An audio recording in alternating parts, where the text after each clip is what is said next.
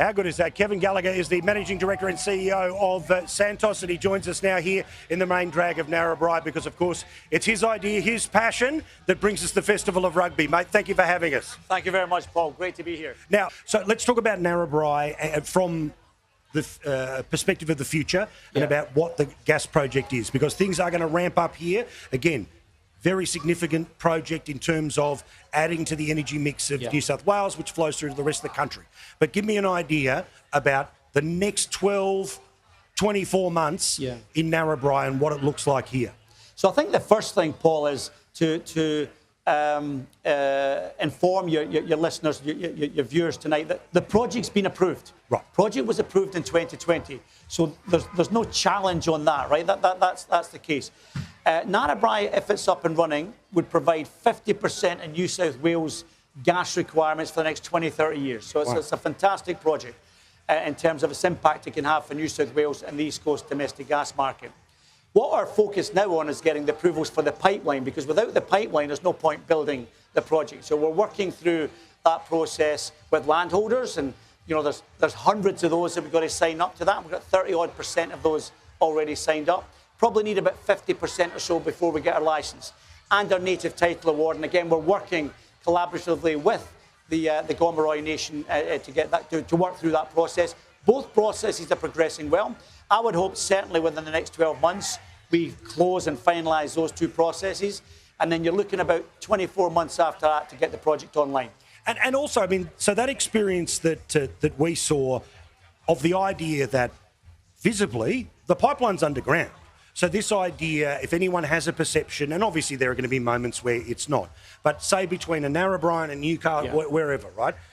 Most of that is underground. What percent is underground? Give people an idea that obviously there's the transition of building it, but once it's up and running, as we saw on that farm, you can farm over the top of it. Those who oppose developments like Narrabri tend to describe Santos and companies like Santos as mining companies. We're not miners, we're resource developers, we're gas developers. Yeah. And as you would have seen as you went around the countryside today, our projects are very low impact. And indeed, when the Independent Planning Commission approved the Narrabri project in 2020, in its approval documentation, it stated something along the lines of they found it very difficult to reconcile the level of concern by those opposing the project with the reality. Yeah. And I think it's just the fact it's very low impact. Yeah, and I mean, look, again, we're your guests, but obviously there's resistance in some areas, right? No one's pretending it's not North Korea, all of that stuff, right? But again, the experience that I've had in Narrabri, as you can see, we're turning out here, that people are aware of what the project is. They're aware also that things like the power plant, lots of other things, there's lots of employment that goes with it. So I just want to ask, again, a general question about gas. Yeah. From the perspective of, again, somebody right in the middle of the game. We understand, you know, nuclear off the table, coal-fired power being closed down, the firming technology, as it's referred to, the stuff that's going to make sure that when the wind doesn't, you know, all the rest of it, when the batteries start to flow, it's going to be gas. But it also seems that there's such complication about us being able to get to things like gas reserves and all of this. Because obviously, naturally, it's here, we want to be able to use it, but we also understand the employment, the taxation, all that comes with doing business with the rest of the world. Are we moving any further towards an East Coast reservation, something that the West nailed a long time ago, something that played out a little bit in the federal election, but are we getting closer there? Look, I think we are. I mean, the government's got a gas review process ongoing at present, and reservation, I'm sure, is a big part of that. As an industry, the industry's moved a long way to supporting reservation, and that's been quite a journey for the industry. I first called for reservation, and I'm on record as supporting a domestic reservation since 2018. And that's because I've always believed that, particularly for Santos, where we have a very large footprint, geographic footprint in Australia, we're an Australian company. Our home market, our base market, is the Australian domestic market. So let's look after our home market first, right? Yeah. And that's always been my focus. As I say, now we've got the industry behind it. I think it's inevitable. I don't think it's a bad thing. Now, the true capitalists will always say, let the free market be the free market, right? But I think when it comes to energy and the ability to have energy as a comparative advantage for Australia to support other industries, then just make sure you have enough controls in place to ensure that your local industries and economies are supported. All right. God love a bit of gas talk, but can we talk footy for a moment or two here? Can indeed. All right. So give me an idea about the Festival of Rugby and about how Tim was saying, sat down, had a chat with you in a pub, and you were the great driver, not just behind the idea, but how big the idea could be. Sitting here now, multiple years into it, how does it feel that this is now a highlight to be looked forward to year in or every couple of years here, or the same in Roma? Well, I was brought up in a small village in Scotland. You can tell by the accent, right? I'm not a local. And so I had this idea that when I was brought up, we used to have galas and street parties like this.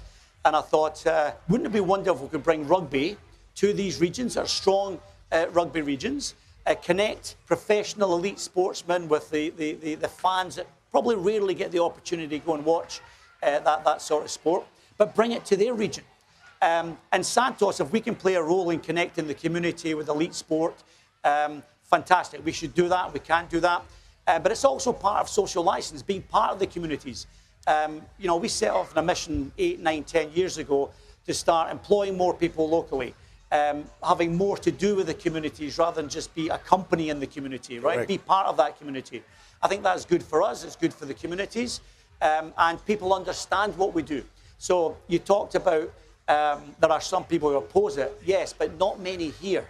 Correct. Right? Because we've been working with the communities for a long time to help them understand what we do. And when all the scaremongering goes on, take them out, visit our sites. We'll show you what we do firsthand, educate you on the technologies, the state-of-the-art technologies that we use across our operations. And that builds confidence and support. So it's a kind of win-win-win for everybody, including rugby. Well, correct. And part of, when we were talking to DK and everyone here at the local club, at the Boars, part of what you've done, apart from, you're on the jersey sponsor, fix them, this and that, they're talking about the lasting infrastructure of your relationship and support for them is things like, fixing light towers, about these sorts of things. And I've said this, we do a lot of great stuff with another great company in Harvey Norman in our normal, our towns, as you know. You came to the one, of course, one in Gladstone, I think it was, which is that you want to try to, when you're a company, leave some lasting legacies and help along the way. The idea that it's not just the footy club, it's lots of other things. And if something that is left out of tonight is that little girl has a good memory, that bloke had a good time, the players have a good memory of their experience here, then job well done. Yes, and look, for me, I can be as arrogant as the next person as a CEO and get excited about, I'm going to be the best CEO ever or the worst CEO ever, whatever. Nobody will remember me in 5 and 10 years' time as the CEO of Santos for anything I did with gas. But I'll bet you there's people in the community that will remember in 10, 15, 20 years' time what we've done in those communities if we've made a positive, lasting impact. And so that brings a lot of joy to me, but to our staff, a lot of pride in what we do in the communities. So you're absolutely right. When you see over 100 kids signed up for Tim's little coaching school tomorrow, that just shows you how impactful these things can be. Kevin, thank you for the chat. Thank you for this festival of the next few days, and thank you for the support that you give the community. And Paul, if I can just say thank you to you, and we've just got a little gift from you, from the people in Narrabri. Hey. And it's a wallaby's top with your name on it. Now, we didn't put a number on because we weren't sure if you're a tight prop hen or a fly half, but we'll let you decide. Well, I'm happy to sit on the bench. Thank you, mate. I appreciate it. Thank you. Thank you very much. How good's that? There you go. Officially, a wallaby. I might have to stretch this a little, but I'll do my best. Thank you. More in a sec from Narrabri.